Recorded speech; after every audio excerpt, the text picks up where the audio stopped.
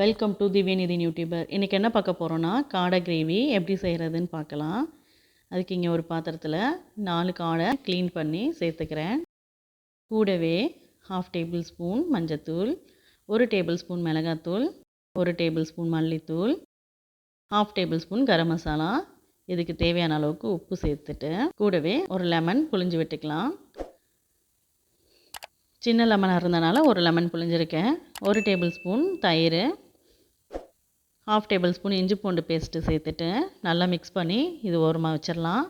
2 பெரிய வெங்காயம் எடுத்திருக்கேன், அதை நல்லா பொடியாக கட் பண்ணிக்கிறேன். 1 தக்காளியும் பொடியாக கட் பண்ணிவிட்டு 2 பச்சை மிளகாவையும் கட் பண்ணி வச்சுக்கிறேன். ஸ்டவ் ஆன் பண்ணி ஒரு பாத்திரம் வச்சுருக்கேன். 2 டேபிள் ஸ்பூன் எண்ணெய் ஊற்றிருக்கேன். எண்ணெய் நல்லா சூடாகட்டும்.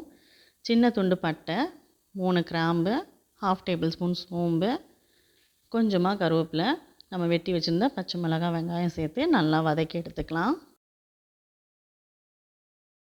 வெங்காயம் நல்லா வதங்கினோடனே கட் பண்ணி வச்சுருந்த தக்காளியும் இதோடு சேர்த்து நல்லா வதக்கி எடுத்துக்கிறேன். நல்லா வதங்கினோடனே 1/2 டேபிள் ஸ்பூன் மிளகாத்தூள், 1/2 டேபிள் ஸ்பூன் மல்லித்தூள் சேர்த்துருக்கேன்.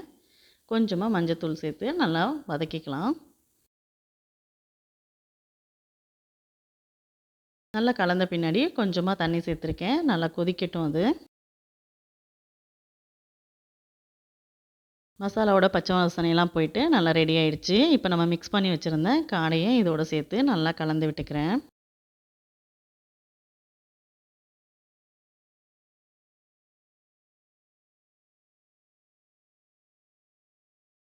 நல்லா கலந்த பின்னாடி ஒரு ஜாரில் 1/4 மூடி தேங்காய் மட்டும் எடுத்து நல்லா நைஸாக அரைச்சி எடுத்துட்டு இதோடு சேர்த்துட்டு தேவையான அளவுக்கு தண்ணியும் சேர்த்துக்கிறேன்.